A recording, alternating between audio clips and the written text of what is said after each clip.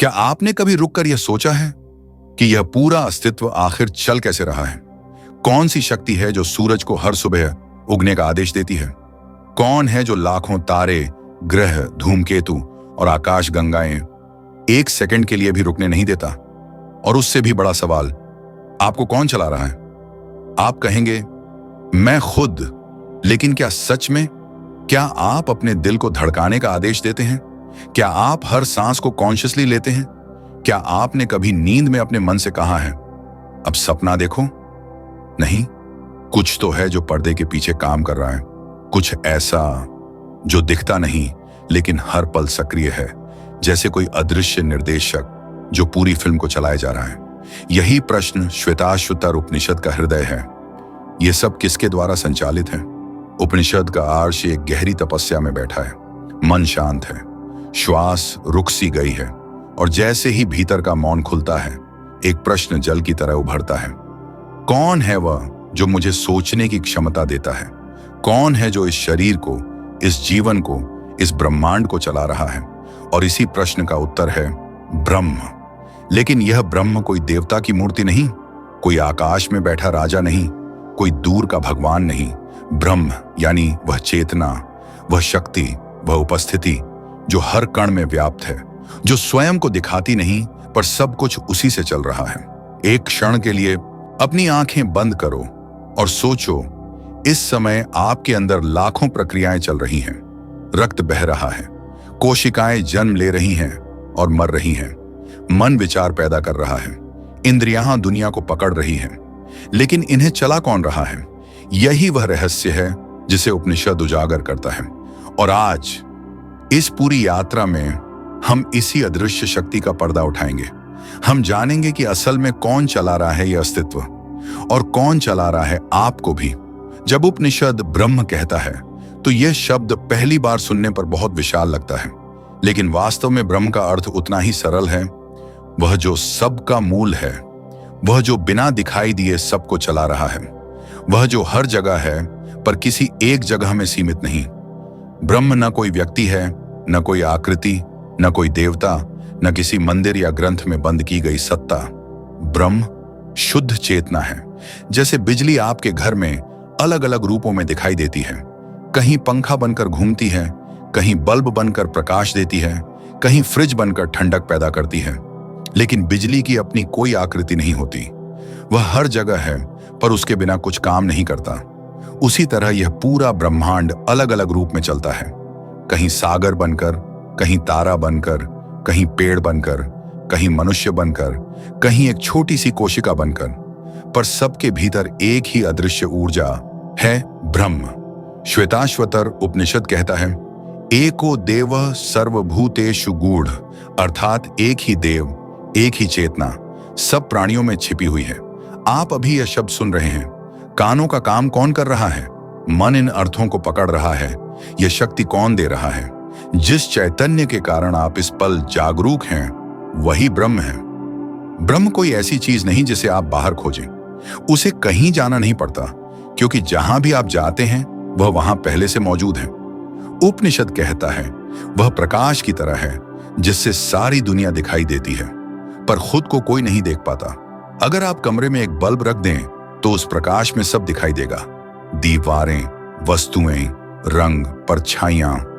पर क्या कोई प्रकाश को देख सकता है? नहीं। हम केवल उस प्रकाश के कारण बाकी सबको देखते हैं। इसी तरह आप जीवन में जो कुछ भी अनुभव कर रहे हैं वह सब ब्रह्म की वजह से है। पर ब्रह्म स्वयं एक अनुभव नहीं, एक अनुभव कराने वाली शक्ति है। उपनिषद का मुख्य संदेश है, ब्रह्म को जानना अपने आप को जानना है, क्योंकि आत्मा उसी चेतना का एक चमकता हुआ अंश है। अब सवाल उठता है, अगर ब्रह्म यह अदृश्य चेतना है तो फिर यह दुनिया कैसे चल रही है? कौन है वह शक्ति जो इन रूपों को पैदा कर रही है, बदल रही है और मार रही है? अब जब हमने समझ लिया कि ब्रह्म चेतना है, तो एक और गहरा प्रश्न उठता है, अगर ब्रह्म शुद्ध, शांत, अचल चेतना है तो यह निरंतर चल रहा ब्रह्मांड कौन संचालित कर रहा है? क्योंकि चेतना तो देखने वाली है, लेकिन यह सृजन, परिवर्तन, गति, ये सब कौन कर रहा है? यहीं आता है श्वेताश्वतर उपनिषद का सबसे बड़ा रहस्य, माया तु प्रकृति विद्यान मायनम तु महेश्वरम। अर्थात प्रकृति माया को ऊर्जा रूप में जानो और उसके स्वामी को ब्रह्म को।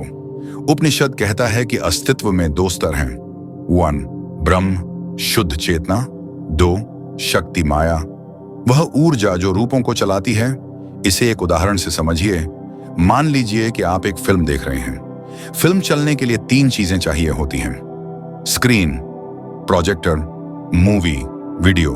स्क्रीन स्थिर है, ये ब्रह्म है। मूवी चल रही है, ये माया प्रकृति है। प्रोजेक्टर शक्ति दे रहा है, ये शक्ति है। फिल्म कितनी तेजी से चलेगी, कितने दृश्य बदलेंगे, किस पल क्या दिखेगा, ये सब माया का खेल है। लेकिन अगर आप स्क्रीन हटा दें तो फिल्म को कहीं प्रोजेक्ट ही नहीं किया जा सकता। यानी बिना ब्रह्म के माया का कोई अस्तित्व ही नहीं। उपनिषद कहता है ब्रह्म बिना कुछ किए सब कुछ के पीछे है और शक्ति बिना दिखे सब कुछ कर रही है। जैसे हवा को आप देख नहीं सकते पर पत्तों के हिलने से उसकी शक्ति दिखती है, उसी तरह माया ब्रह्म की गति का रूप है जो सब कुछ बदलती, घुमाती और रूपांतरित करती रहती है। ब्रह्म ऊर्जा का स्रोत, माया क्षीण ऊर्जा का उपयोग, प्रकृति क्षीण ऊर्जा का रूप। तीनों एक ही सत्य के रूप हैं, पर 3 दृष्टिकोण से। जब हवा चलती है आप कहते हैं हवा चल रही है, लेकिन असल में हवा कोई अलग चीज नहीं, वह तो बस आकाश की ही गति है। उसी तरह यह सारी दुनिया, ग्रह, तारे, शरीर, मन, विचार, सब कुछ ब्रह्म की गति का नाटक है। श्वेताश्वतर उपनिषद कहता है यह कारणम कारणानाम, ब्रह्म उन सब कारणों का कारण है जो दुनिया में काम कर रहे हैं। दिखाई कुछ देता है, चलाता कोई और है। रूप प्रकृति का है, शक्ति माया की है और अस्तित्व ब्रह्म का है। अब सवाल उठता है, जब यह पूरी सृष्टि शक्ति से चल रही है तो हमारा शरीर कौन चला रहा है? अब हम सबसे चौंकाने वाले और सबसे व्यक्तिगत प्रश्न पर आते हैं। आपको कौन चला रहा है? क्योंकि ब्रह्मांड तो बहुत दूर की बात है, लेकिन आपका अपना शरीर, आपके अंदर चल रही हर प्रक्रिया कौन नियंत्रित कर रहा है? सोच कर देखिए, क्या आपने कभी दिल से कहा है अब धड़कना शुरू करो या रुको? फिर भी वह दिन में 1,000 बार बिना रुके धड़कता है। क्या आपने कभी अपनी फेफड़ों को आदेश दिया अब सांस लो? फिर भी आप दिन भर में 20,000 से ज्यादा सांसें लेते हैं। क्या आपने रक्त से कहा यहां बहो, यहां मत बहो? क्या आपने कभी अपनी कोशिकाओं को निर्देश दिया तुम विभाजित हो जाओ, तुम मर जाओ, तुम नई बन जाओ? नहीं। तो फिर यह सब कौन कर रहा है?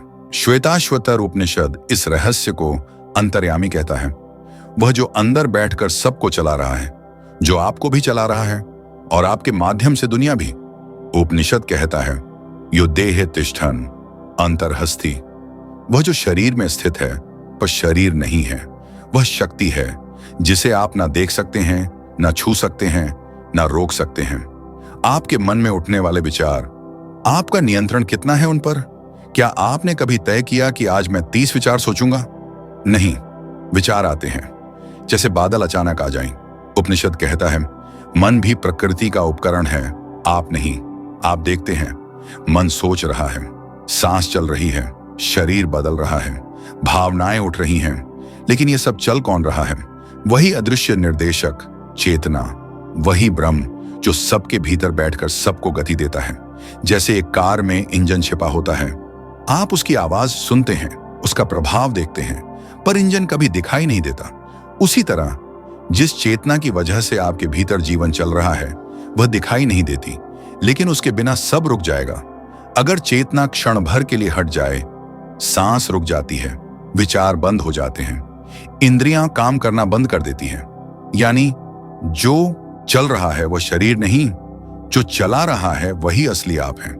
अब एक और गहरा प्रश्न उठता है, अगर शरीर और उसकी क्रियाएं किसी अदृश्य शक्ति द्वारा संचालित हैं, तो क्या हमारी इच्छाएं, निर्णय और चुनाव भी उसी शक्ति द्वारा संचालित हैं? क्या वास्तव में हम कुछ चुनते हैं या वह भी प्रकृति और चेतना का खेल है? इसका रहस्य खुलता है अगले भाग में। अब एक ऐसा प्रश्न आता है जिसने दार्शनिकों, संतों और आध्यात्मिक खोजियों को हजारों वर्षों से उलझा रखा है। क्या हमारी जिंदगी पहले से तय है या हम खुद अपने फैसले लेते हैं? हमारे भीतर जो मैं निर्णय लेता हुआ दिखाई देता है, क्या वह असली है या महज एक अनुभूति? श्वेताश्वतर उपनिषद एक बहुत गहरा संकेत देता है। भूतम भव्यम भविष्यम च सर्वम ईश्य वशीकृतम, अर्थात अतीत, वर्तमान और भविष्य सब एक ही शक्ति के अधीन है। यह कथन पहली नजर में भाग्यवाद जैसा लगता है, पर यह उससे कहीं गहरा है। उपनिषद कहता है, निर्णय दो स्तरों पर होते हैं, एक प्रकृति के स्तर पर, दो चेतना के स्तर पर। कल्पना कीजिए, आपके सामने दो रास्ते हैं। आप सोच रहे हैं मैं निर्णय ले रहा हूं, लेकिन निर्णय लेने से पहले क्या होता है? आपके मन में विचार आते हैं। उनके पीछे कौन है? आपका मन, आपका अनुभव, या आपकी प्रकृति, आपकी प्रोग्रामिंग? आप एक विकल्प की ओर अधिक खींचते हैं। यह खिंचाव कहां से आया? बचपन के संस्कार, परिस्थितियां, भावनाएं, डर या इच्छा? उपनिषद कहता है, जो निर्णय करता हुआ मैं दिखता है वह दरअसल प्रकृति की प्रतिक्रियाओं का योगफल है। प्रकृति ही इच्छा पैदा करती है, प्रकृति ही विकल्पों की ओर आकर्षण पैदा करती है, प्रकृति ही निर्णय करवाती है। फिर मुक्ति कहां है?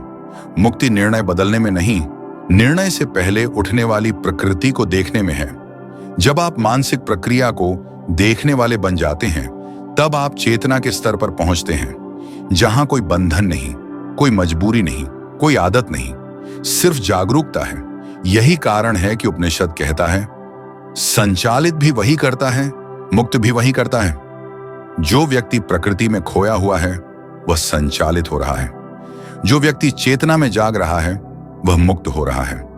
यानी भाग्य भी उसी शक्ति का खेल है और स्वतंत्रता भी उसी शक्ति की देन है। दिखने में सब कुछ चलता हुआ लगता है, पर उसे चलाने वाली शक्ति एक ही है। अब अगला रहस्य, वह शक्ति कितनी विशाल है, वह कहां तक फैली है? क्या वह सिर्फ हमारे भीतर है या पूरे ब्रह्मांड में? अब हम इस उपनिषदिक यात्रा के सबसे विस्मयकारी हिस्से में प्रवेश करते हैं, ब्रह्म की विशालता। हमने अभी तक जाना कि ब्रह्म चेतना है, जो शरीर, मन, प्रकृति और अस्तित्व को भीतर से चला रही है। लेकिन उपनिषद का अगला खुलासा और भी बड़ा है। यह चेतना न सिर्फ आपके भीतर है, यह पूरे ब्रह्मांड में व्याप्त है। श्वेताश्वतर उपनिषद कहता है, यो भूमि व्यप्य सर्वाणि भूतानि धारयति। वह चेतना समस्त पृथ्वी और समस्त प्राणियों को धारण किए हुए है। मतलब आप अलग नहीं हैं, आप किसी विशाल महासागर का एक छोटा सा तरंग रूप है। ब्रह्महर्षा महासागर आपकी आत्मा से एक लहर लहर उठती है और गिर जाती है, लेकिन महासागर बना रहता है। लहर का जन्म और मृत्यु है, पर महासागर शाश्वत है। इसी तरह आपके जीवन में विचार आते हैं और चले जाते हैं, शरीर आता है और चला जाता है, भावनाएं आती हैं और घुल जाती हैं, पर वह चेतना जो इन सबको देख रही है वह बदलती नहीं। उसी चेतना से यह पूरा अस्तित्व बना है। अब एक अद्भुत बात, हम ब्रह्मांड के बाहर कुछ भी नहीं देख सकते। क्यों? क्योंकि वह ऐसी अनंत चेतना है जो सबको समाये हुए है। किसी चीज को उसके भीतर से बाहर निकलकर देखा जाए तभी उसका आकार दिखता है, लेकिन ब्रह्म से बाहर कुछ है ही नहीं, तो उसे देखा कैसे जाए? जैसे आप नींद में सपना देखते हैं, सपने में शहर भी है, लोग भी हैं, आसमान भी है, पर वास्तव में वह सब आप ही हैं। सपना आपके भीतर से बना है, आप ही में चल रहा है और आपके समाप्त होने पर ही मिटता है। उसी तरह श्वेताश्वतर उपनिषद कहता है, यह जगत एक ब्रह्म स्वप्न है, एक ब्रह्म खेल, एक ब्रह्म लीला। आप सोचते हैं कि आप एक व्यक्ति हैं, लेकिन उपनिषद कहता है व्यक्ति एक भ्रम है, चेतना सत्य है। आप तरंग को वास्तविक समझते हैं, महासागर को भूल जाते हैं, और जब मन भूल जाता है कि वह महासागर है तो जीवन छोटा, तनावपूर्ण, सीमित लगने लगता है। लेकिन जैसे ही आप इस गहरे सत्य को छूते हैं कि मैं चेतना हूं, मैं ब्रह्म का अंश हूं, तुरंत जीवन का दृष्टिकोण बदल जाता है। सीमाएं घुलने लगती हैं, भय टूटने लगता है और एक अद्भुत विस्तार भीतर खुलता है। उपनिषद कहता है ब्रह्म बाहर भी है और भीतर भी, ऊपर भी है और नीचे भी, दूर भी है और पास भी। बस देखने वाला जागे तो सब स्पष्ट हो जाता है।